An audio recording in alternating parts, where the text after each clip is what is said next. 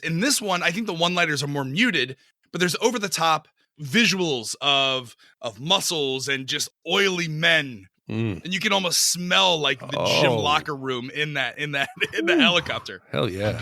Remember when we first met John McClane? Argyle picked him up from the plane and took him down the Nakatomi Tower at the Christmas party.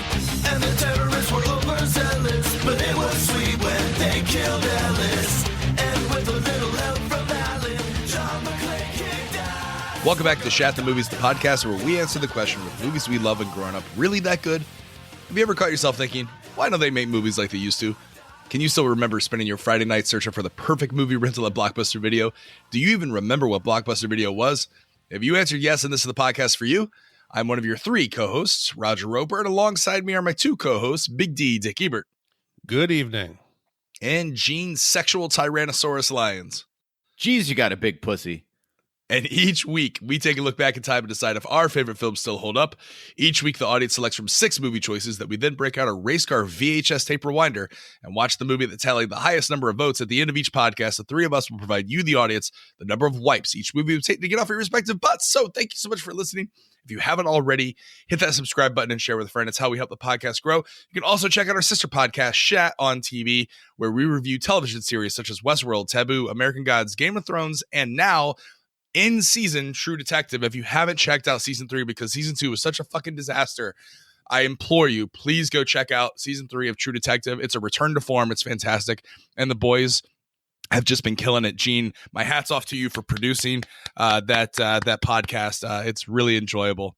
And check out the episode 2, 1 and 2 review because there's a startling cold open that I think is fitting for our 100th Shat the Movies podcast.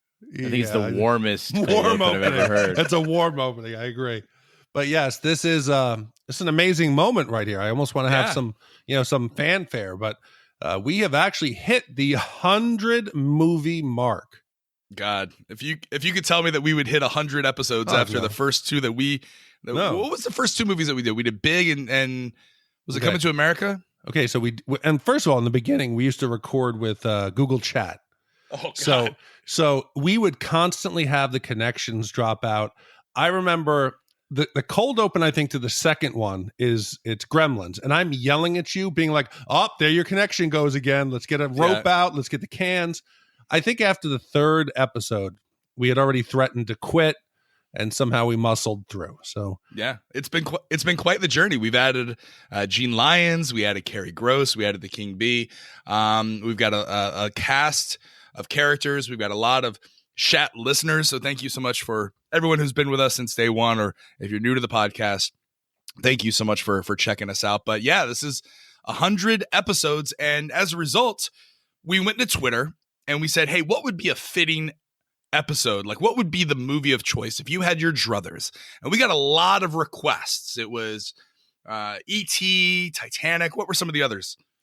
I got a personal note written in from more than one listener that said, please, Gene, do Forrest Gump. And I thought, actually, since it like spans back over the decades and sits pretty squarely in the 80s, that Forrest Gump would have been a good choice.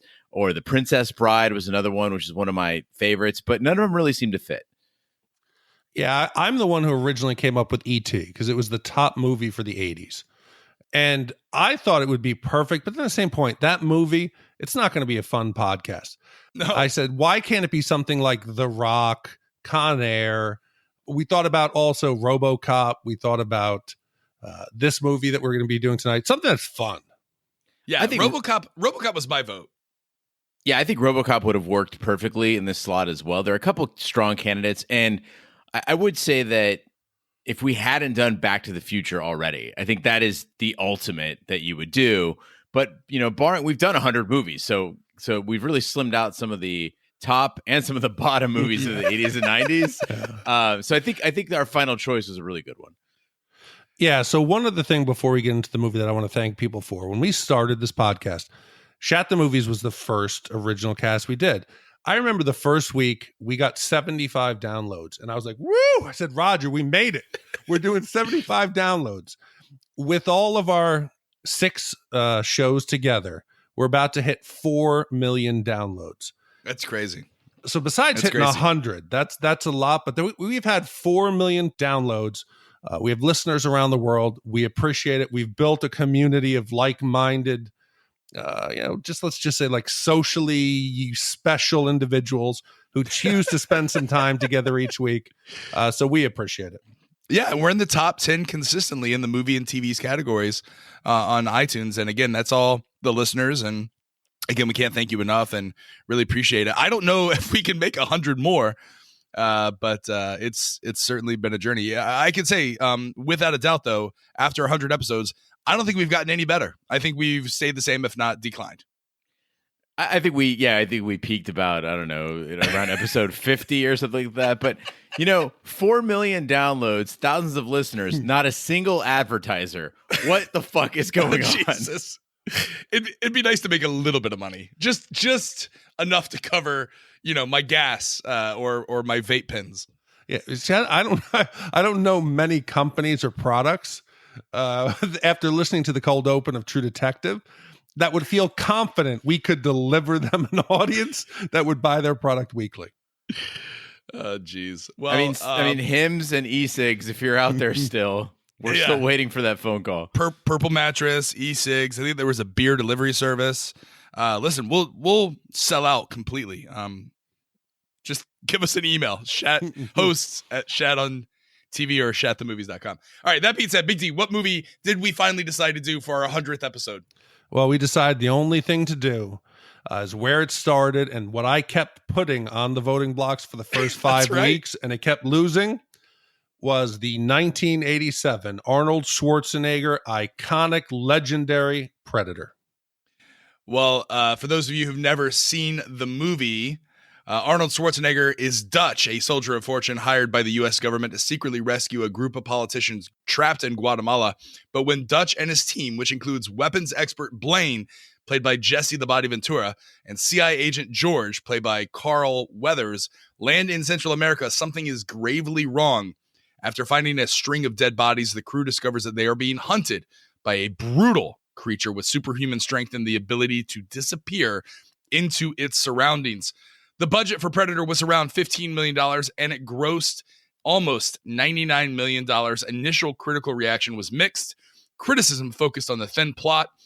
However, in subsequent years, the general public's attitude towards Predator became positive, and it appeared on a 2015 Rolling Stone's Reader's Poll list as one of the best action films of all time.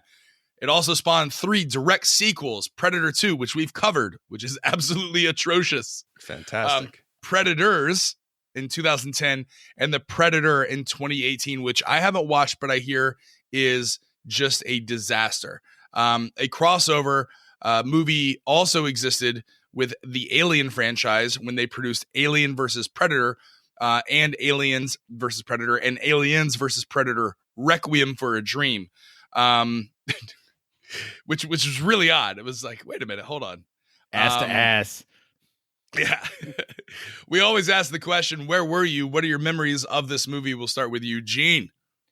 Guys, talking about movies that we grew up with and how well they held up, Predator was one of the few VHS tapes we owned in my household. And so I think all of us kind of grew up with a similar VHS collection where you had a lot of stuff that was taped off of TV on those, blanks. But then you had a couple that you owned. They came with the sleeves and all that. And this was one that we actually bought, my family. It was on heavy rotation in our movie viewing. And I remember just growing up with this movie initially as a child. I was afraid of it. And then as a teenager, I was really excited about watching it. And now as an adult, I'm just purely entertained by it. This is probably the movie that has stuck with me the longest, that really is benchmarks of my maturity or lack thereof. Yeah, it was interesting. King B has been on a couple episodes of Shat the Movies recently, and he admitted that he was the kid whose family had the black box. So I don't know, would you ever go over to the King B's house and watch some of these pirated movies, or movies that you couldn't get on your own HBO or Cinemax cable package? So King B and I met when we were like 15, but I still remember that going over to his place, he's always been the purveyor of illegal things. And so if there was he now has like the digital age equivalent. And so I go over to his house and he's like, hey, have you seen blah, blah, blah? And I'm like, no, maybe I'll check it out sometime. Hold on. I've got it right here. And he'll go into like one of his 5 devices and pull the movie up instantly. So the dude never pays for anything. That's great. Yeah. I mean, I had a neighbor, I think I've talked about him on previous podcasts, but he had the family that had the black box TV, and then they had the blank VHS tapes filled with movies that they had recorded off of HBO and Cinemax. And they also didn't care how young you were when you watched an R-rated movie, such as Predator, as long as it didn't have boobies in it. Like they were a Navy family. This was in Jacksonville, Florida. So they, the father was a midshipman. But I remember watching this with Brian C. And in his living room, and then I had to hide it from my family. I could never admit that I watched The Predator, but I remember being so engrossed with it and just loving it. Even as a 10-year-old, fat, smart kid who would win spelling bees. This was the movie that I thought, like, man, if I could just get some muscles, girls would really like me. But this is a great movie. I'm so glad we're doing it. Big D. So I was 14 at the time, and I can tell you the theater that I sat in Mamaroneck, New York, where I grew up. It was one of those theaters that had 2 on ground level and then 2 above. It was an older theater. I was in the top left theater, which was theater 3. I don't know who was with me, because once this movie started, everything else just kind of blurred into the background. I can remember to jump to the end, I hope everybody's seen it, when the Predator self-destructs and it goes white. I can remember sitting in my seat, wide-eyed, as the entire theater lit up. And as I walked out, I was like, holy shit, what did I just see?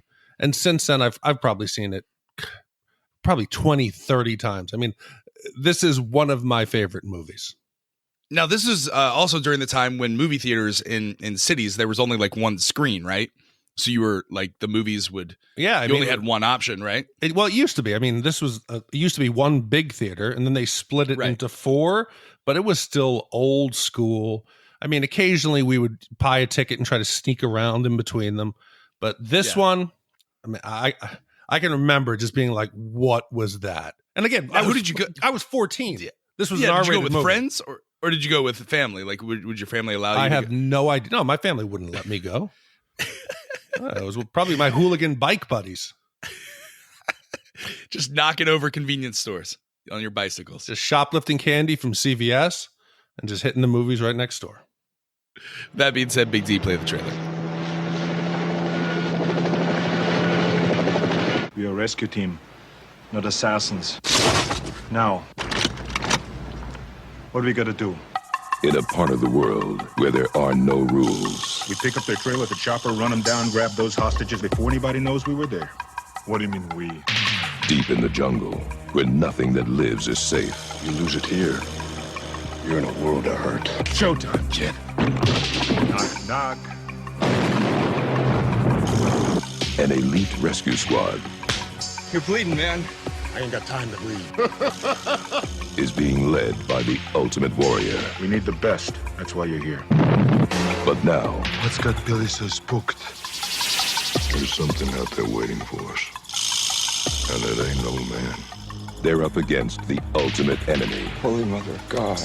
Nothing like it has ever been on Earth before. She says the jungle just came alive and took him. We cannot see it,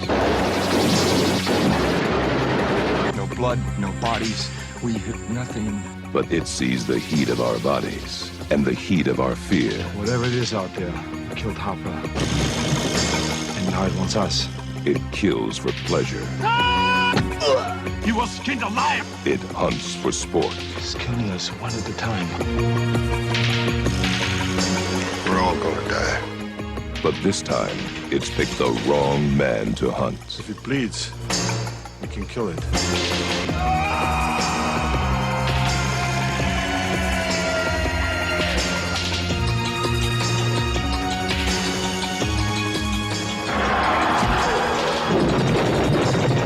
Twentieth Century Fox presents Arnold Schwarzenegger.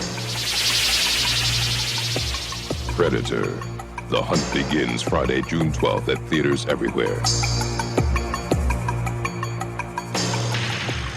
A spacecraft flies near Earth and releases an object which enters the atmosphere. Sometime later in a Central American jungle, U.S. Army Special Forces Major Alan Dutch Schaefer and his military rescue team, Mac, Billy, Blain, Poncho, and Hawkins, are tasked by their commander with rescuing an official held hostage by insurgents.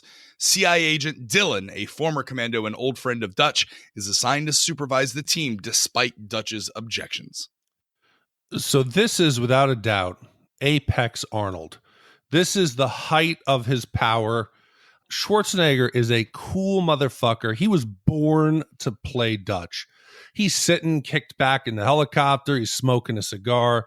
So for me, it is not the Terminator. It's not Conan. It's not John Matrix or Jack Slater. Arnold is. Who's John Matrix? Come on, the Commando. What are you talking about? Feeding deer with his daughter? Yeah. We've covered it's Matrix. I forgot his name was John Matrix. Yeah, John Matrix. I thought you got him mixed up with like one other character in the movie The Matrix. No, but to me, he was born to play Dutch. There is no higher calling. This was him.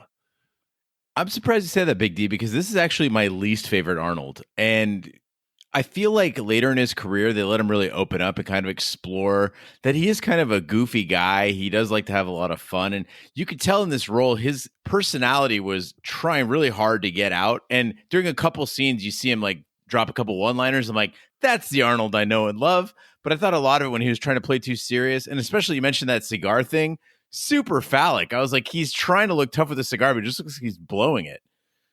Well, this was right around the time when cigars were like super cool, and like Arnold was on the cover of Cigar Aficionado.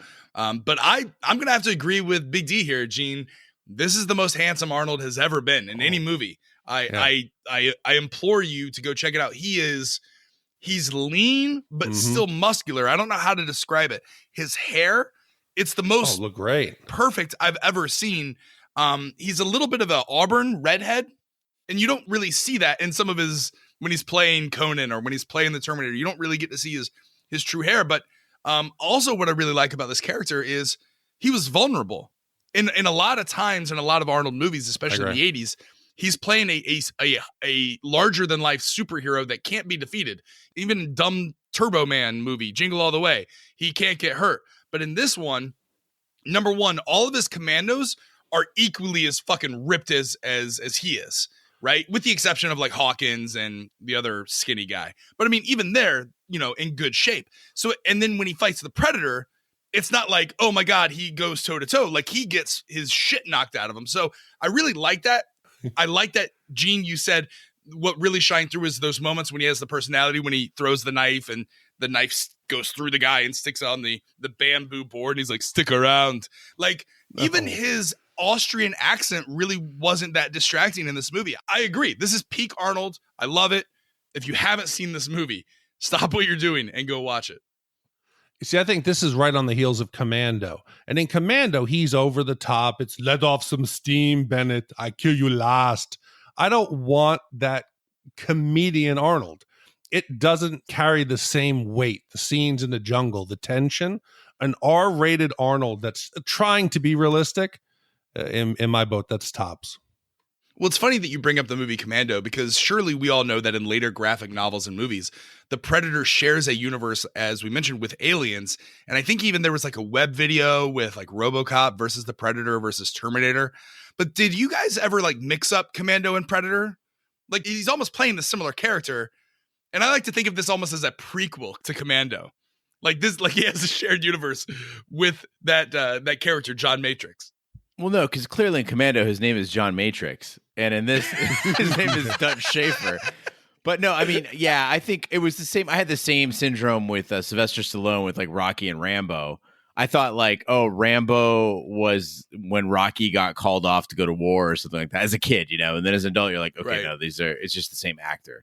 But yeah, I could see that, he goes home from this harrowing experience and starts feeding deer and protecting his daughter. It makes sense. Right. Yeah, exactly.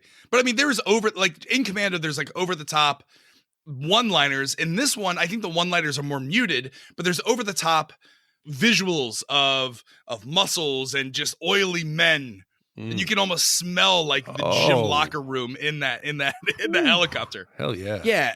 I mean, it's weird because when I was first watching it, the first hint you get of this, or whiff of it that you get is Arnold, as Big D mentioned, in the helicopter, and he's kind of leaning back. Everyone else gets off the helicopter. He's just kicking back with his cigar, and then he comes out from out of the shadows like, oh, it's Arnold, wearing like this really brightly colored polo.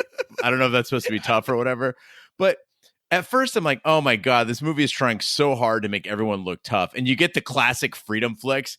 Dylan, you son of a bitch, and then they close up on the biceps. And at that point, you're like, I can't hate this, and then he's like, what does CIA got you pushing pencils? Like they're trying to like just diss each other for not being out there pumping iron all the time. And like, I don't know, just having their dicks out constantly. But after a while, like after the first couple minutes, you go from like being weirded out by it to being immune to it to actually starting to appreciate it. This is how I imagine like the backstage of WWE events are. Like you're a big wrestling fan. You're going to the Royal Rumble next weekend, Gene. Like, do you imagine this is what wrestlers do when they're backstage? Hold on. Is he really a wrestling fan? He's missing. No, he's now listen, not. Gene has invested money into the Killer Queen cabinet that exists in Phoenix, Arizona, and every year they throw on a Bumble Bash, which is they invite people from around the country to come in and compete in the Phoenix tournament. And I get that. But that just happens to fall on the weekend, and I don't blame them because U.S. Soccer can't get their fucking act together when they're scheduling games. So they waited the last minute, and it just happens to fall on the same weekend. Then I was excited that they were going to move the game to Sunday, which is the fight. Like it's after the Bumble Bash. Then I find out that Gene is not only doing the Killer Queen Bumble Bash, but he's also doing the Royal Rumble that's in downtown Arizona at the Chase Field where the D-backs play. And he's missing the opportunity for us to host U.S. men's national team. The new era begins on the 27th. He's missing it to go watch sweaty men flip each other over, on the field of dreams. It's not just me, first of all. Adrian's going, Tyson's going. But anyway, Big D, you'll be proud to know that not only am I going to the Royal Rumble, which by the way is a massive event, and the chance of it ever coming back to Phoenix again in my lifetime are like pretty slim. But anyway, I'm not only going, but I bought floor seats in section 24, which is right off the ring, and spent $1,300 on 16 tickets so that I could take 2 rows of friends with me. I can't believe you did that.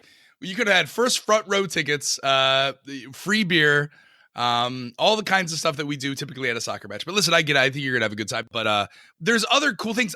I love the tightness of this plot because they just fucking get right to it. Like, I don't know why critics said that the lack of the plot was a detractor for this. In a lot of movies, I don't need exposition, especially in a movie that involves a giant fucking super larger than life hunter from outer space. I don't need a lot of exposition up front. Just get right to it. I thought that the Freedom Flex happened 20 minutes into the movie. No, it's literally 3 minutes into the movie. It gets right to it. And then they're right on the chopper. It's fucking great. Yeah, I think what makes this movie special is in most of Arnold's movies, he's it. He's the only beefcake that's on screen. They put together an ensemble cast of Dutch's team that is equal to him. I mean, Jesse the Body has some of the best one-liners that would normally all go to Arnold, but we meet them in one tight shot. They're on the chopper. They're flying in. You got Little Richard, long-tailed Sally blaring over the radio, and we get to know everything we need to about the team. You got Jesse the Body talking shit. He's passing out chew. He's spitting on Carl Weathers' boots. Then you have Billy putting on his war paint. You have Mac, who's dry shaving. Arnold sitting there, kind of getting instructions and talking on the radio. Everything you need to know about this crew of larger than life adult men is there in 30 seconds. What does it say about America that 2 of the 5 people in that helicopter went on to have prominent roles in American politics? Yeah, you got 2 governors on this helicopter. Yeah, exactly. Anything's possible. Well, Big D, first of all, actually, it's Long Tall Sally. I think Long Tailed Sally is like some sort of a Daytona hooker or something like that. Long Tall Sally is the song. You go down to A1A in Granada. That's where she usually hangs out. Yeah, she got everything that Uncle John needs. But what I loved about this is as I'm watching it, I'm like looking at it, I'm going, this is the Expendables, right? Like this is Yes. the Expendables of the 80s. And then Carl Weathers straight up says it, we're expendable. I'm like, is this where they got the idea for the Expendables? I wrote down that same note. I was like, this is where Sylvester Stallone was watching this movie one day and he's like, let's make a movie just like this. We'll call it the Expendables. But the nice thing about these Expendables is they're all in their prime, which makes it a lot cooler. Oh, yeah. But, Raj, you mentioned that the plot was tight. I could have even had it tighter. I didn't need to know about like political officials in Guatemala or any of that shit. They should have been like, hey, we're going to the jungle. There's a crashed helicopter, right? I've been like, duh, sold.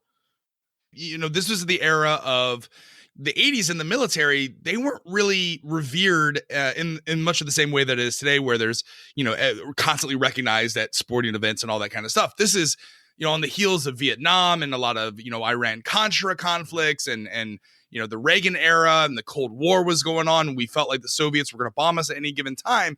So there was this idea that, the CIA and the government couldn't be trusted. It makes sense of what they're doing. It's a simple go in, rescue them. Then when they figure out that, oh, holy shit, everything's gone to shit. We've got dead bodies hanging from trees. And the whole reason we were even here in the first place was the CIA double cross. It made sense. It made it plausible. It gives a little bit of depth to the movie. No, you needed that because we're supposed to care about these characters. If they're mercenaries who just go in and will do anything for a paycheck, Dutch makes it clear we're not going to go in there. We're not assassins. We're the good guys that you should pull for us. But besides the iconic team, these Expendables they put together, this soundtrack just kicks ass. Yeah, the movie is very iconic. I didn't realize it, but the theme is right up there with Aliens, Predator, RoboCop. Like you immediately hear it and it brings back all like a wave of memories. Like, oh yeah, that's the Predator theme.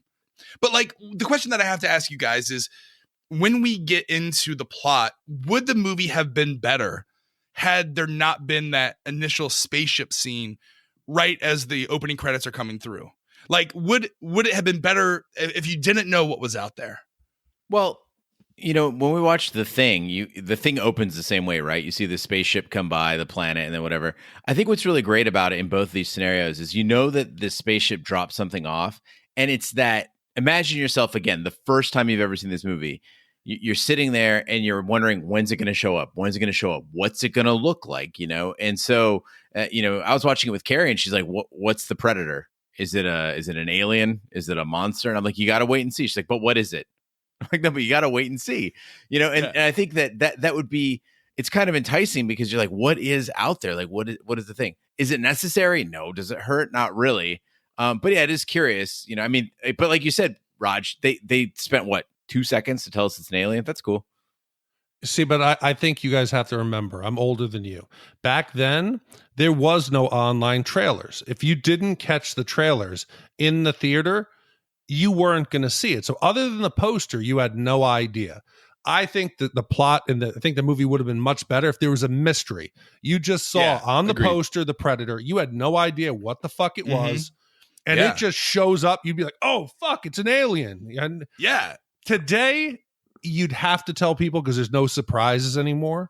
But back then, I think it would have been more effective, just like I do in The Thing. Wait, question though. Let me ask you this. If you didn't see that scene, how would you know it's an alien? Well, what else is he? What is he, is he an Aztec god? It could be like a Hollow Earth thing. Like, you never know. So this is the only indicator we have that it's an alien. You give me a 2-second scene of him at his ship.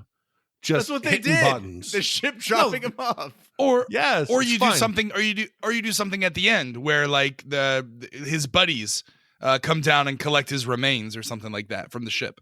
First of all, they only had $50 million, so that's not happening. But secondly, here's what they do: they show you the whole movie. Then at the end, there's a thing that says 2 weeks earlier, and then it shows the ship coming by, and then roll credits. No, I like it. Well, the team discovers the wreckage of a helicopter and 3 skinned corpses identified by Dutch as Green Berets he personally knew at Fort Bragg.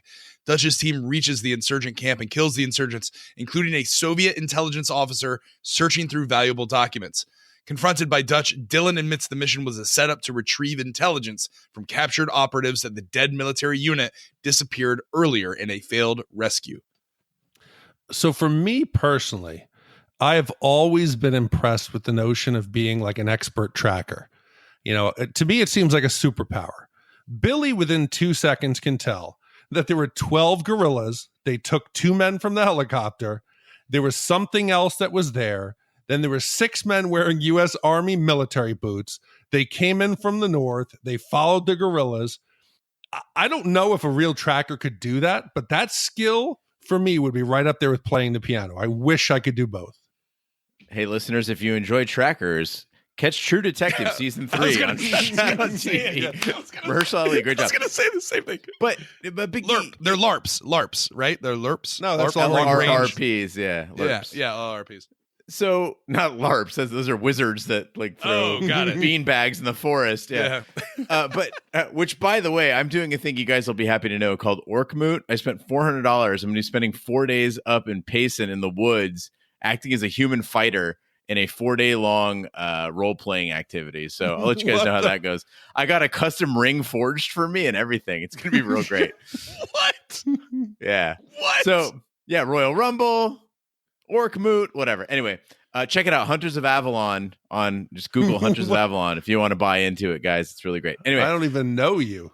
But Big D, you mentioned this. I'm like, oh, Indian tracker. He's got the medicine bag on his chest, like every trope.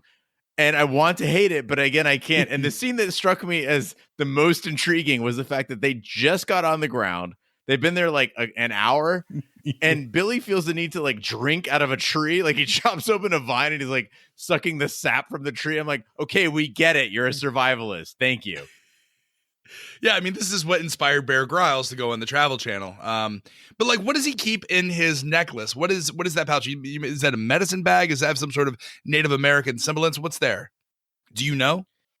It appears to be a medicine bag. So normally, your personal medicine bag will have like things that symbolize both your tribe and then like your personal well-being. And normally you wear under your clothing. But Billy decides to get naked, as everybody does. There's no clothing. Yeah, there's no clothing. Well, the one thing we do like about, you mentioned True Detective Season 3, there is a Native American character that's in there, and he's not that type of character. Like, he plays against the trope of the long range reconnaissance tracker, and he doesn't talk with the Indian or the Native, what you would imagine as a stereotypical Native American accent, where in this movie, I mean, it's all on. It's full 80s trope, 100%. He even had to have like the long hair and the bandana. Yeah. Exactly. Yeah, but come on. I love the fact that he doesn't even just tell you the facts like of how many guys were where they were going. He could almost tell you what they were thinking. He's like, oh, here they were angry. They tell each other mean things, then go north. Look at trees. They moving, then go south with boots made of US. Yeah. But the best, what's great about this though is as they track in, we finally get a glimpse of the Predator's handiwork. And I thought that, again, remember, this is 1987. So we're talking, 31 years ago?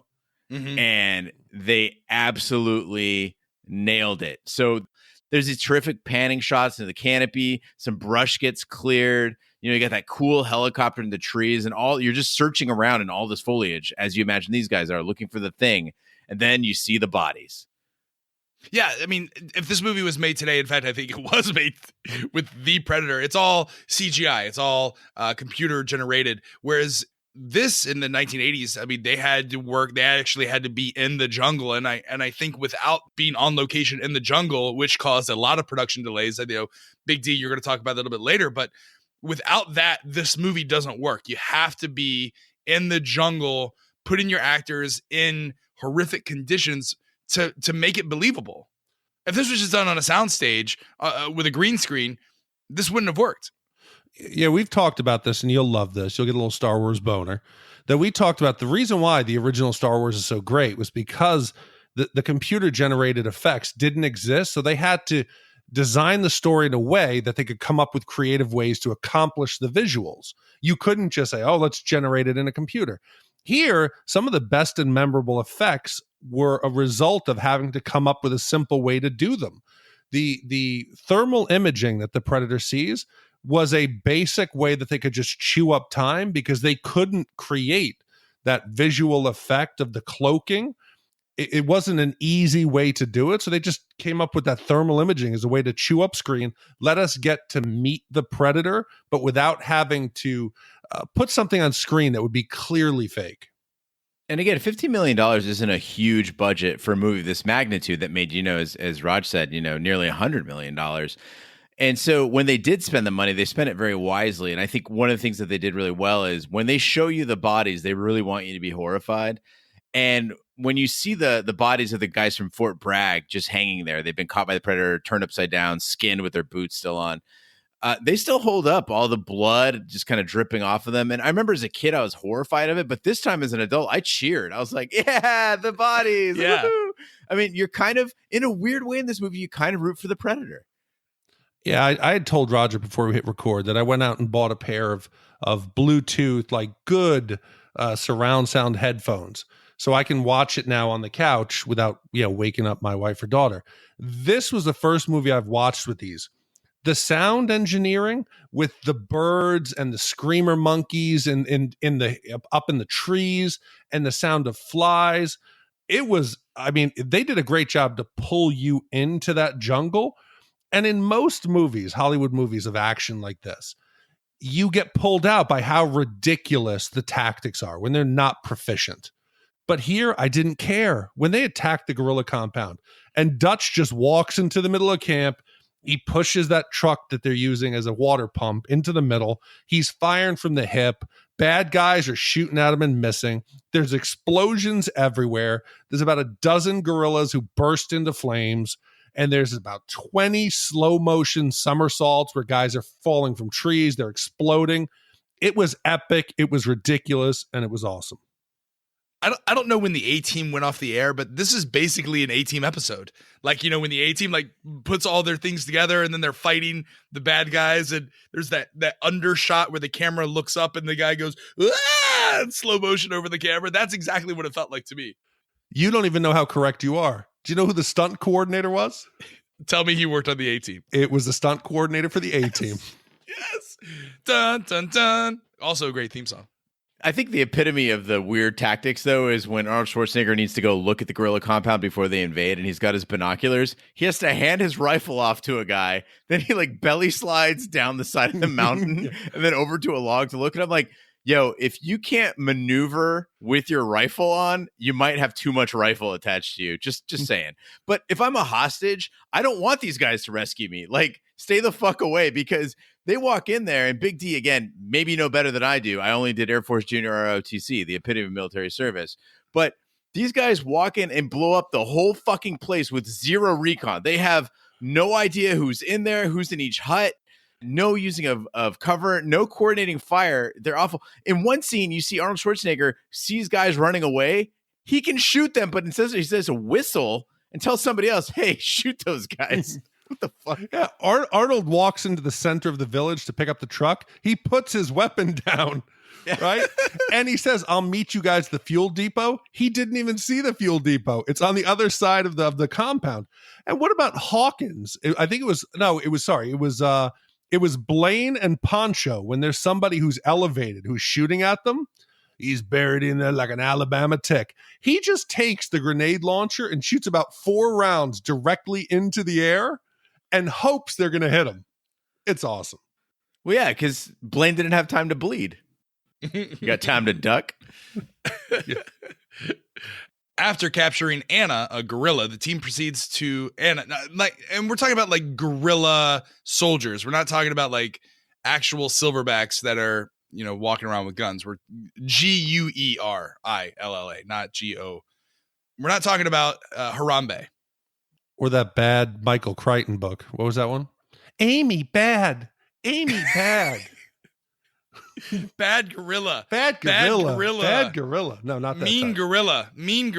That was oh God. What movie is that? It's like one word. Yeah. What is it? I don't know, but I can pick Congo. It was Congo. Congo. Yeah, I can picture Amy This with the isn't Congo. backpack on. And she's doing like Yeah. hand signs with her Aw. Nintendo Power Glove. Amy, bad. Amy, bad.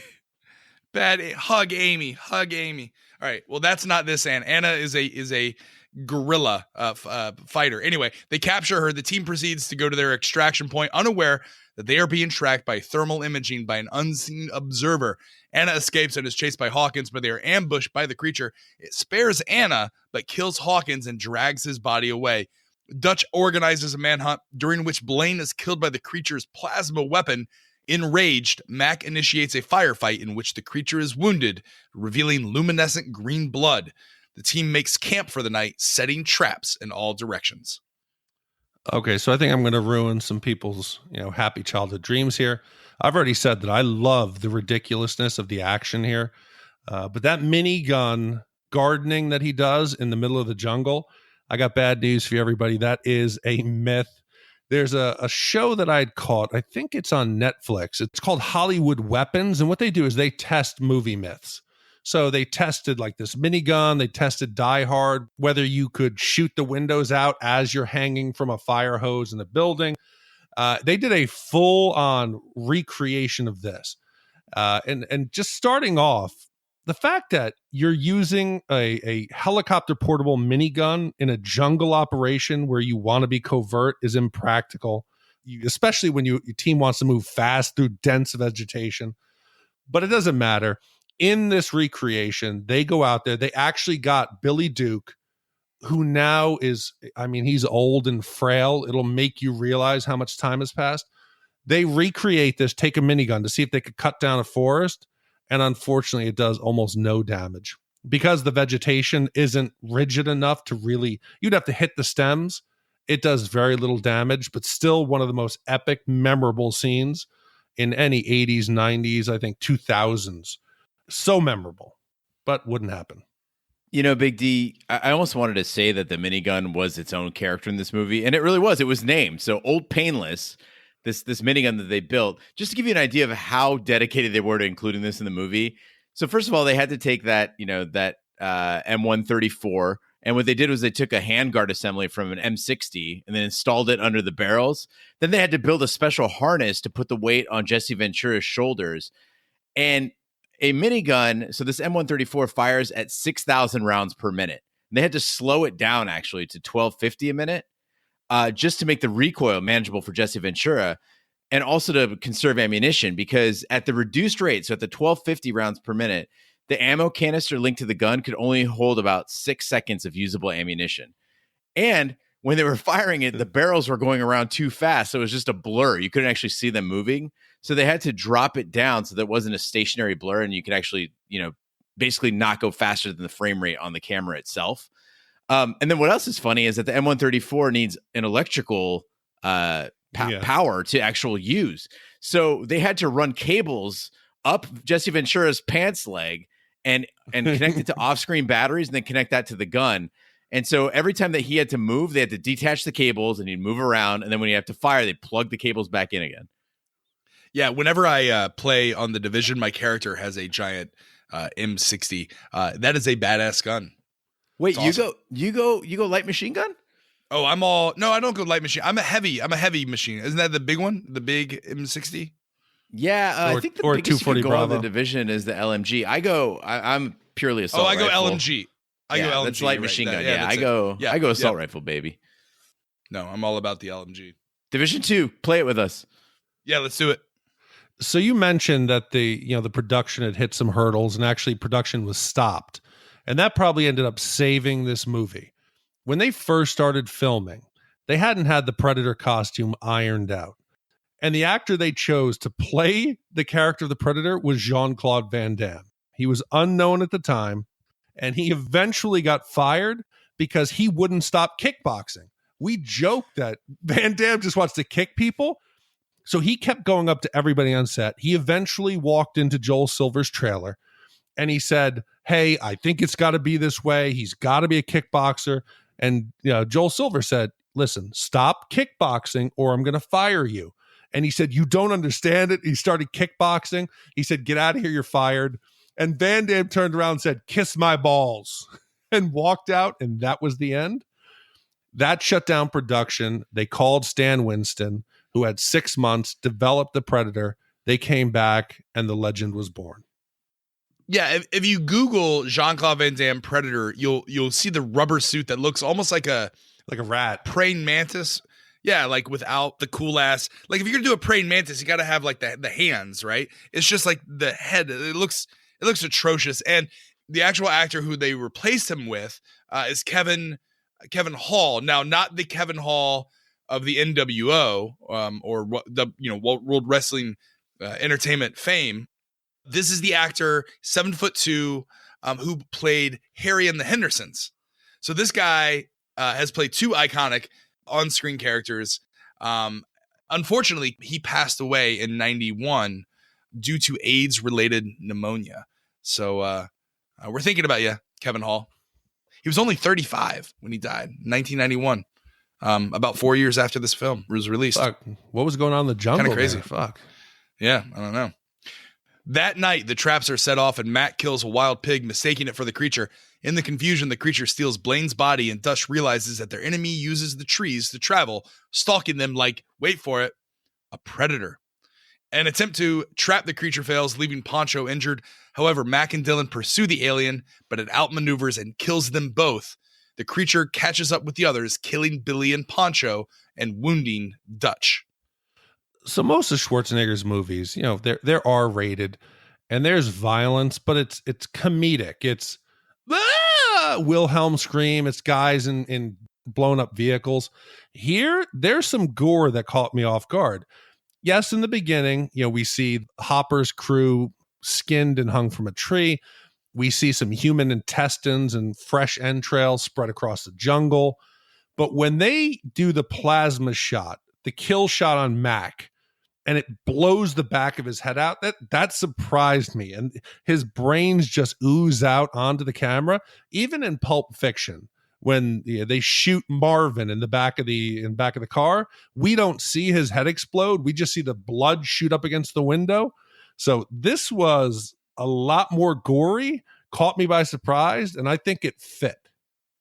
Yeah, I hate to point out continuity errors because that's just a cheap way to view a movie, but I did notice on this viewing that Mac's head explodes, but then it's intact again like a couple seconds later. And I was like, that's a weird editorial choice. Like, why would they? I don't know who fucked up there in editing, but if you watch that scene again, his head blows up. And then when Dylan sees his body, his head's back together again. But that's not a real flaw. What is a real flaw isn't the head exploding. It isn't the ridiculous gunfire. It isn't the one-liners. It's the way this movie deals with death. It kind of bothered me a little bit. And these guys are having their friends like picked off one by one. The Predator's hunting them down in the jungle.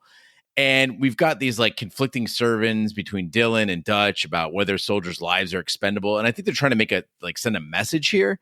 But then when Blain gets killed, like nobody on the writing staff could figure out how Mac is supposed to react to this while also staying tough. And I think it's all summarized, when he says, he was my friend. And I'm like, that's the best you could do. He was my friend. And I think it's very much a metaphor for American masculinity. You got these huge brawny dudes in the jungle firing off huge weapons, one-liners and all that shit. When somebody finally dies, they don't know how to act. They're like, he's going to say he was my friend and then start singing Long Tall Sally maniacally in the woods. That's how you deal with death. Come on, it's more realistic. What do you expect him to break into a soliloquy about how much he loved this man and he was family, and then a flashback of them in Afghanistan or them in Nam being the only guys to walk out? These guys are good at one thing. It's humping gear through the jungle, killing gorillas. And you know what? Maybe they're not the most eloquent with their words, but it fit the character. I guess someone doesn't appreciate Hamlet, Big D. No, Blain and Mac are not big fans of Hamlet. But I have just two quick other observations. I feel like Carl Weathers, that's what Billy D. Williams would look like if he got serious about weightlifting. And the second thing is, Billy Duke, he might be the sweatiest human being on this entire planet. Yeah, it's not just in this movie. He's sweaty like all in every role. It is really weird. And I think it's because he doesn't have a lot of hair. Which one was Billy Duke? Billy Duke was the Native American tracker. There's the cold open. Is that the one? Is that the one? No, Billy. Billy Duke's the other is black Mac. dude. Got He is the black Mac. dude. I Got mean, it. he's the black dude. Yeah. All right. I think one of the actors was like all hopped up on cocaine, and I think it was the actor that portrayed the Native American tracker. I'm sorry, I'm not mistaken. You've got Jesse Ventura and Arnold Schwarzenegger in a jungle together in the 80s, and you think that it was the Native American guy who was hopped up on cocaine? I think they were all hopped up on cocaine. Yeah, so I actually read an article. It was the oral history of Predator, and it went behind the scenes when they were filming down in Mexico. You are 100% correct. This group together were insane. They'd all get up at 5 a.m. to lift together. They'd shoot, then they'd go out and drink in the clubs. And it got so bad that, yes, you're right. Billy, who was played by Sonny Landham, he was the wildest of the bunch. They actually had to hire a bodyguard to protect the locals from Sonny. That's right. Because when he would get so drunk, he would disappear. And one time they found him on the dance floor of the local club, biting women's legs. And then he'd end up fighting half the town. So yes, if there was ever a documentary that they had some film behind the scenes, this would be the crew you'd want to see. Yeah. My favorite scene is you talk about Carl Weathers when he loses that arm and then the arm falls and it keeps firing. Like, I wish we had Carrie Gross on the podcast where she could give us her medical expertise, whether or not this would actually happen. I don't think that's possible that happens, but it makes for a really fucking cool shot in an action movie. Now, she wouldn't be able to tell you because she slept through the entire scene. I was like, oh yeah, and I look over and she's just out cold. But here's the thing: is they made a point to say when Blain got shot through his chest that this weapon immediately cauterizes. So I think the idea was that Carl Weathers got like his arm blown off, but it immediately cauterized the wound. You would at least go into shock though if your arm got shot off. I'm pretty sure. Yeah. Well, it's amazing. That weapon can go through the back of Mac's head. It could go through Blain's body, but it hits Arnold's weapon and just knocks him to the ground. He was bleeding a little bit from his arm. Okay. I ain't got time to bleed. Realizing that the creature does not target unarmed prey because there is no sport, Dutch sends Anna to the helicopter unarmed. The creature pursues Dutch into a river and its cloaking device malfunctions. The creature, now visible, gets within a few feet of mud-covered Dutch. However, his thermal signature is now reduced. Dutch remains, therefore, unseen by the creature, and it moves on. Dutch realizes he can then use the mud as a camouflage to escape the predator. Mud-covered Dutch sounds like a dessert. Sounds like a sexual act. Mud-covered Dutch. Exactly. But sounds like a war game scenario. Yeah, or the Jamaican surprise. This, without a doubt, has to be one of the most memorable scenes in this movie, if not all of 80s and 90s cinema. He covers himself in mud. All of a sudden, that obscures him. It blinds the predator's vision. It's badass. Yeah, it's cool. The reveal when Arnold realizes, hey, they can sense body heat. But eventually, your body would warm up the mud. But the bigger problem is, there's 3 areas on your body that give off the most heat. It's your head, your armpits, your genitals, and your chest. He didn't cover his eye holes in mud. The predator would just see those 2 eyes and Arnold would be dead. This is the same thing that we saw in Predator 2, man, when they're in the meat locker scene and, the guys have visors on their suits. You would think that they'd be able to see through it. But what's odd is I'm pretty sure that Roger's dogs are predators because this is exactly the places they try to sleep when they sleep over. They'll try to sit on your head, get in your armpit, sleep on your chest, or get up near your nuts. Yeah, they're crotch monsters. Yeah, no, I did some research in this. If you thickly cover yourself in said mud, then for a short time, any thermal imaging will read the temperature of the mud, not your skin. However, over time, your body heat, as you said, Big D, will start to warm up the mud, negating any thermal protection it gave. So if you do find yourself in a Central American jungle being pursued by a giant space creature, the mud will only last so long. So find another way to escape. This is one of the most maddening Hollywood tropes that I could think of, is that these chance encounters lead to the hero learning of some flaw in the monster. I'm sorry. If I'm Arnold Schwarzenegger, I'm not going to put 2 and 2 together and go, oh, because there's mud on me, he didn't see me, I'd probably be like, I didn't move, and that's why he didn't see me. And likewise, there's the whole thing with the camouflage getting wet. Like, that's a problem for the predator. You would think that a creature that is hunting on habitable planets would probably have camouflage that could withstand being wet. But, Jurassic Park did it. Signs did it. Ghostbusters 2 did it. It's just this idea that you can learn so much about the opponent so quickly. And I think it's the epitome of that in this movie is the whole point where he tells Anna not to carry a weapon because he's like, oh, it's not going to attack you because that's not sport. Well, how many times do people come up with that theory and be like, oh, this is what it is? He could have been completely wrong and the predator just could have shot Anna. But, in the reshoots we talked about, I felt like I always in my memory thought the Predator versus Arnold, the one-on-one, was a much bigger part of the movie. It only comes up like in the last 20 minutes. So we finally see the alien.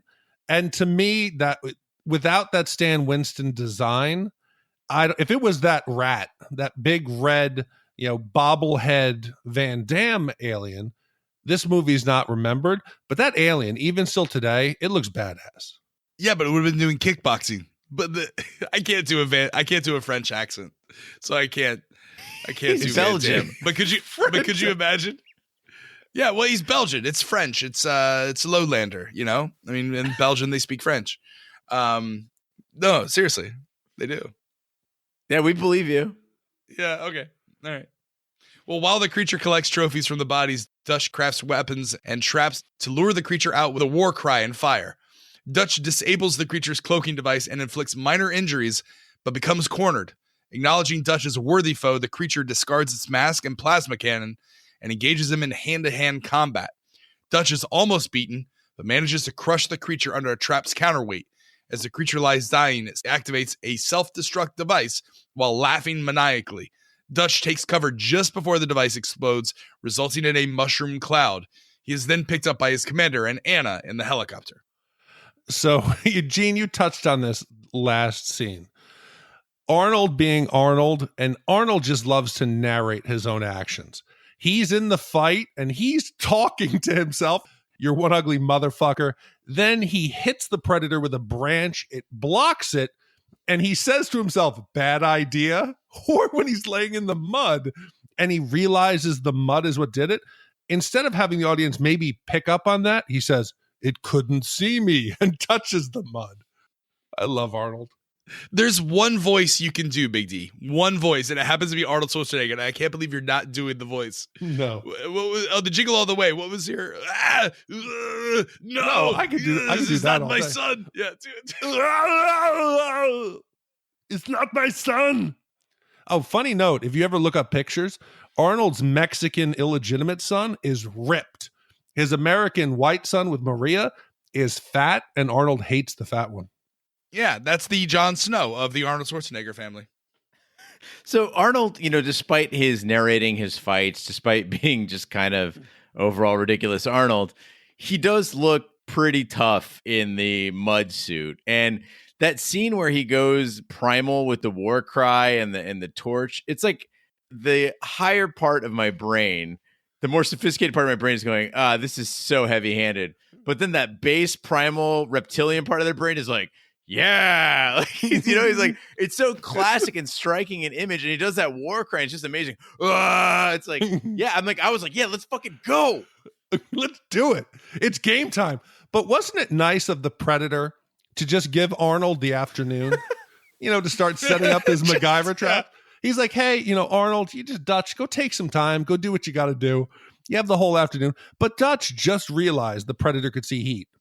So what does he decide to do? He decides to light up a campfire so he can finish building his traps and his weapon cache. Why didn't the Predator, forget about the scream, just go, hey, what's that fire over there? I can see somebody making a compression bow. Yeah, and then he builds a bow, which we've established that you can't see the fucker. So how is that useful? You would assume that he's going to fix his camouflage at some point. So I don't know if that's a useful weapon, but I think beyond all that, the Predator's shown he's a very patient guy. He's in it for the game because earlier when everybody was at full strength, he gave them all day to set up traps and a perimeter, all that stuff. He could have been killing one by one. This guy's in it for the game. It makes sense.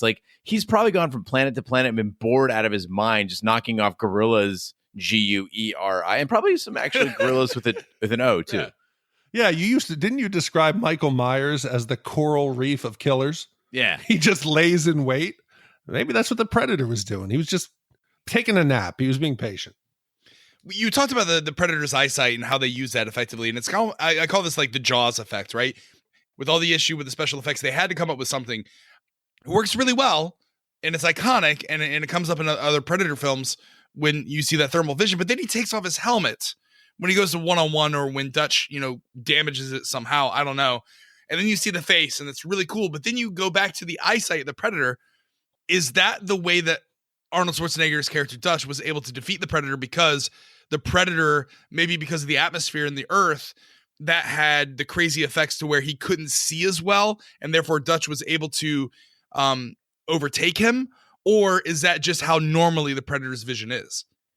So I think that's normally how the Predator's vision is, which is kind of strange again for a Predator. But I don't think the helmet like enhances his vision as much. I think the little cannon thing can target, but as we've seen through the canon of Predators, like he's trying to even the playing field. But Arnold Schwarzenegger's ability to kill him has to do with the fact that he just outwitted him, right? He set up an obvious trap so that the Predator would go around it and step into the real trap. I thought it was pretty great. And it gave us that great classic, like, come on, kill me. Come on. I can't do it. Kill Do me. it, Big D. Kill me. Kill me. Come on. Come on. What are you waiting for? Come on, say, What are you waiting for? I'm right here. What are you waiting for? Come on. Exactly. But I got to ask, guys, is it just me, or did this final showdown between Dutch and the Predator take forever? Like, it wasn't super exciting to me. I would have rather seen like space kickboxing or anything. I was in on it in the movie. The movie's fast paced. Then it seems to kind of drag here. I'm like, okay, Predator's going to chase him here. I was going to chase him there. I was going to chase him over here. I was starting to get drowsy. Well, I was hoping that like Anna would reappear, because throughout the fucking movie, what the fuck is her role? Why do they even capture her? And then he sends her off, and she never returns until the final scene. Like, what is the purpose of the Anna character, except for that brief scene where you see that she's clearly not wearing a bra and you see a little side boob action? Then I'm on board for that. Hold on. Picture the female gorilla shows up to the landing zone, to the helicopter, covered in Dutch's team's blood, and says, hey, let me on the helicopter. Yeah. I don't think that's going to end well. Get her aboard and get her a headset, damn it. No, but this is the thing is, I think I have a theory on this, which is, remember that in every Predator movie, some woman survives the attack and then has to tell everybody about it, right? Cocaine whore in Predator 2. Remember, she did the same thing, the crazy fucking lady? Oh, yeah. It was just like writhing around on the dude's dick. Oh, yeah. She also did the same thing. I think in every Predator movie, a woman has to survive an attack to tell everybody what happened. She could tell them about the demon who collects humans. It's like Sarah Connor. That's right. Well, now's the time of the podcast where we break out our Shat meter and give you our Shat score. This is the 100th Shat score that we're going to give. Yeah. If you never listened to the podcast before, Zero Wipes is a perfect movie. It's absolutely the freedom flex. It's a giant muscle with just glistening sweat going off as you challenge your buddy to a stand-up arm wrestling contest as it just falls off, and just everything is just absolutely beautiful. 5 Wipes is covering yourself in just nothing but shit so you can avoid being tracked by an intergalactic space hunter. So 0 Wipes is great. 5 Wipes is terrible. We'll start with you, Gene. How many wipes do you give Predator? Raj, I can't think of a better movie to do for 100th, and I can think of few films that are this fun to watch, this quotable, and the sheer volume of ammunition that they spilled into the jungle floor makes this movie very, very special. We didn't even talk about the scene where we did talk about cutting down the foliage, but there's just that prolonged, 2 minutes of straight gunfire that it warmed my heart. I was so happy as an American, so proud of this movie. And Predator is cheesy, in the best sense of macho movies. There's the flexing biceps, the dudes cutting themselves with razors and machetes for no reason, phallic cigar sucking. And the only thing that makes it not perfect is that protracted fight between Arnold and the Predator. I think it just took too long or wasn't inventive enough. I could have done with more of a Home Alone sort of thing going on. And I wasn't a huge fan of these quizzically contorted debates over ethics and purpose. I think they try to force in some highbrow and it didn't work. Leave it out. Go straight macho, dumb explosions. I could have gone with it. But guys, right now, I can think of nothing I'd rather do than grab a beer and like a bucket of popcorn and watch this movie again. It's a half wipe for me. I'm going to have to agree with you, Gene. I think it's also a half-white movie. I feel like ultimately at the end of the day, this is a lean action film that gets straight to the point without holding back any punches. It's over-the-top 80s faction that's just fun. It had no boobs, which is what you look for. I mean, you get that in Predator 2, but it did have plenty of blood and practical effects. It would have been a perfect movie had they eliminated, in my opinion, the spaceship in the beginning and made it kind of a Jaws. You don't know what's happening until the very end, and then there's the reveal. I also think if you maybe gave Anna a little bit more to do, but otherwise, at the end of the day, this movie still holds up. It's one of Arnold's best. I cannot recommend it enough. Unfortunately, I can't give it a higher score because we've done some really great movies. The highest score I could give it, though, is pretty damn good. It's half a wipe. Go out and see this movie. Buy it, add it to your collection. Yeah, I totally agree. I think it's so lean. It's so exciting. It's imaginative. I could watch this every month or two, at least a few times a year. I never get tired of it. It's pure action 80s cinema at its most efficient, most charming. It's unpretentious. Predator remains for me today as strong and as special an 80s masterpiece of action, even over 30 years later. For me, it is a 0.25 white movie. The only thing I would change, and I agree with you, Gene, shave off about 5 to 10 minutes of that final scene or somewhere along the way. Other than that, it doesn't get any better. So if you add up 0.5, 0.5, and 0.25, Gene, how many wipes does that give us? Roger, I'm happy to announce that Predator has an average Shat score of 0.416 repeating wipes. And Big D, where does that put that on the pantheon of Shat? I think it is fitting. This is now firmly in the top 10 of our 100 movies. It is now in the 8th spot. It is better than Aliens and Edward Scissorhands. It is, and when I tell you margin, I mean, we're talking a tenth razor of a thin. white. These are razor thin margin. Yeah. So it is better than Aliens, Edward Scissorhands, and Die Hard. And it is a little bit worse than Terminator 2, Fight Club, and The Big Lebowski. But in the top 10 where it belongs. Yeah. I mean, any of these top 10. Right now, I'll just do it because we're top 10 out of the 100. The perfect movies that we've done, the first 3, Pulp Fiction, Raiders of the Lost Ark, Back to the Future. Then we have at 0.25, Jurassic Park, 0.33, Terminator 2, Fight Club, Big Lebowski, Aliens, Edward Scissorhands, and Die Hard. That rounds out the top 10. All of those. And now I think Predator is rightfully up there in the exalted place it belongs. Fun fact, Predator 2 had 4.5 wipes from us, so it is 10 times worse than this. Shit, it's 1,000 times worse than this. But it's amazing. Terrible. I think it might be the greatest example of a sequel just being complete and utter shit, going from 0.41 to 4.5. Jesus. Yeah. I mean, I get that they put it in the, an urban jungle. I get what they try to do with it, but like to not bring back Dutch, to not bring back, any of the cast, it just doesn't work. But of the sequels, which ones do you like? I personally love Predators. If you haven't watched Predators, where they take, all the world's like top, serial killers and put them on a planet where they're hunted by multiple predators. Oh, that's a fantastic movie. I even like Aliens versus Predator. I enjoy those movies. But like, if you had to pick a Predator sequel, which one would you watch or would you recommend? Yeah, AVP, Alien vs. Predator, is definitely my favorite of the follow-ups. It was a lot of fun to watch. Again, not that smart, but it was just entertaining from start to finish. Yeah, I'm not recommending any Predator other than this one. No interest. Have you seen Predators? Yeah, but come on. It's great. It's lean. You're never going to recapture the magic of this movie. The only thing, if you're smoking a bit or you're doing some mushrooms, Predator 2, it's terrible, but it is laugh out loud funny. Gary Busey, lions, tigers, and bears. Oh my, the movie's fucking awful. It's bad. Now it's time of the podcast where we give you our shout outs and tell you the next movie that we're reviewing. Gene, what is a shout out? Raj, a shout out is our way of saying thank you for visiting shatthemovies.com and being a loyal listener.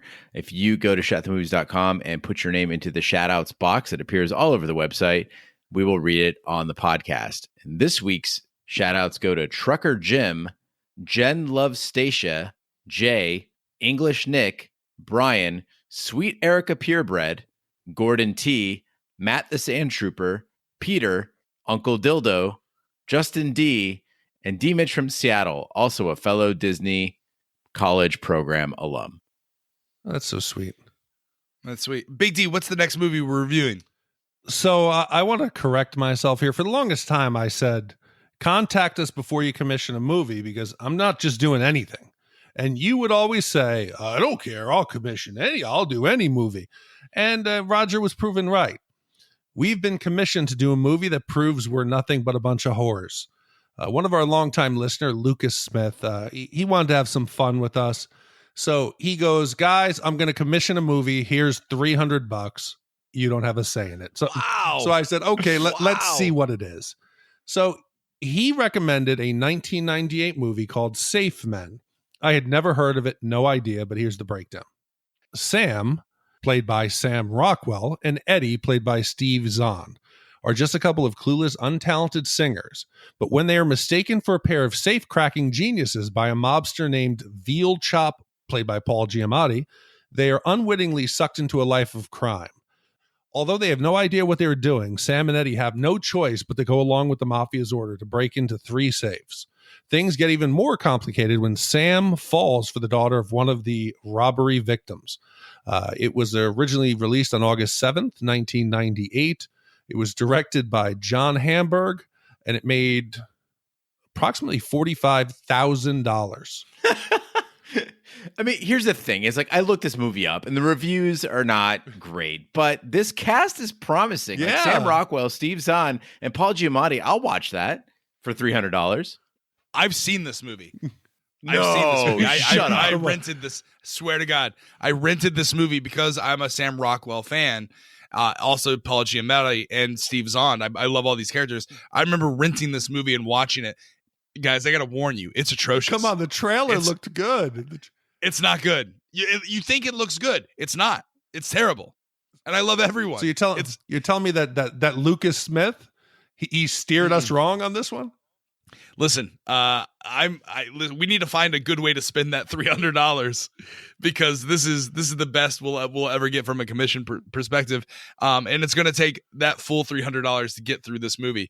It is not good. It is terrible. But just think, if I told you back when we started in what was it, like August of 2016, our 100th movie will be Predator, followed up by Safe Men. We would be like, exactly. What has happened? Pretty par for the course. Yep. Yeah, no, I'm excited. Thank you, Lucas. If you want to commission a movie, go to our website, shatthemovies.com. There is a link there where you can donate to the podcast, and we do appreciate it. We don't make any money. We all have, regular jobs that we have to do during the day.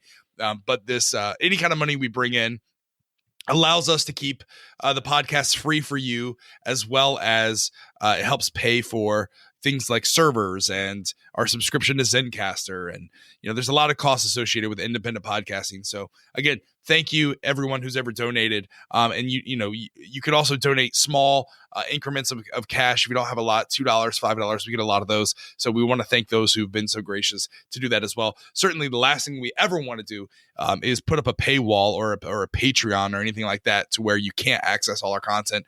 We always want to make it available to everyone. So this is the podcast of the people. Yeah, and believe it or not, as we add new podcasts, it adds to our monthly cost, and it is a couple $100 a month. And so every dollar people can give makes a huge difference, and we appreciate it because we do this out of love for it. If you can't pay any money, we understand it. Just go out, tell a friend, post us on social media, leave a review on whatever podcatcher you use, or go to shatthemovies.com/survey. Fill out the survey for Libsyn. That's our host. We're trying to get some kind of sponsorship so that this doesn't come out of our pockets. But again, over 4 million downloads, 100 episodes in. We appreciate you for listening, spending your time, becoming part of our family. So whatever you can do to help us is greatly appreciated. That concludes this week's episode of Shat the Movies. Be sure to follow us on social media, share with a friend. We're everywhere, including Twitter, Snapchat, and Instagram. Just follow the handle at Shat the Movies. We're also on Facebook. Just search for Shat the Movies Podcast. Our website, once again, is shatthemovies.com, where you can vote on upcoming movies. You can also email us your recommendations at hosts with an S at shatthemovies.com. We're everywhere. Fine podcasts can be found, including iTunes, Google Play, Stitcher, YouTube, iHeartRadio, and Spotify. Be sure to subscribe. And if you stop by iTunes, as Big D mentioned, leave a 5-star review. You have no idea how much that really helps us grow.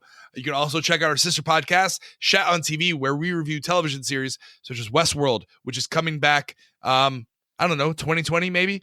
Taboo, which I think has just started filming season 2. American Gods, which comes out, I think, in March. And Game of Thrones, April 14th. We're about to be really, really, really busy.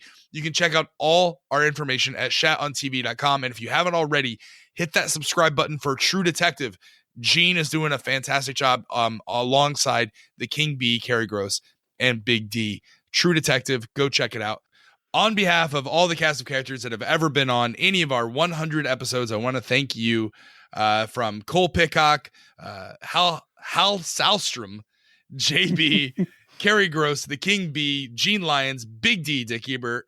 I'm Roger Roper. Also, big shout outs to Emma, Big D's daughter, my puppies, Albie and Pippa, Gene, your dog, Juniper.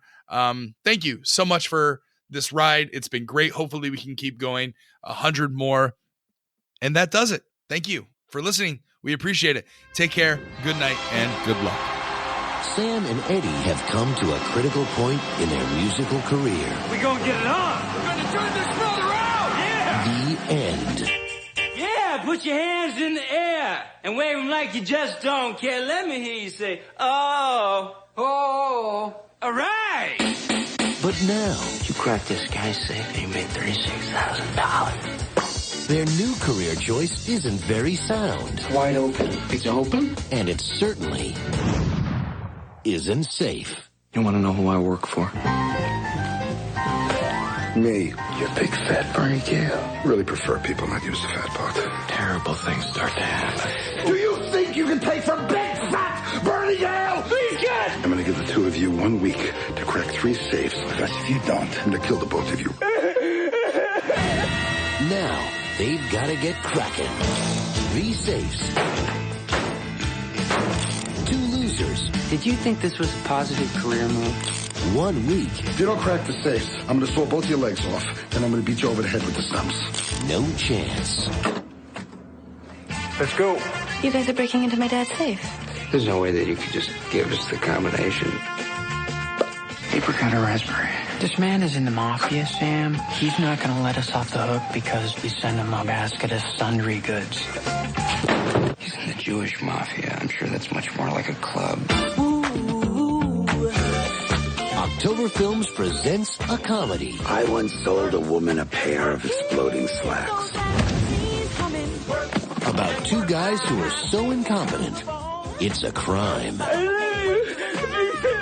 Relax, he's not gonna kill you. Shut up! Safe men. There's somebody in your field. You act like a sissy. What?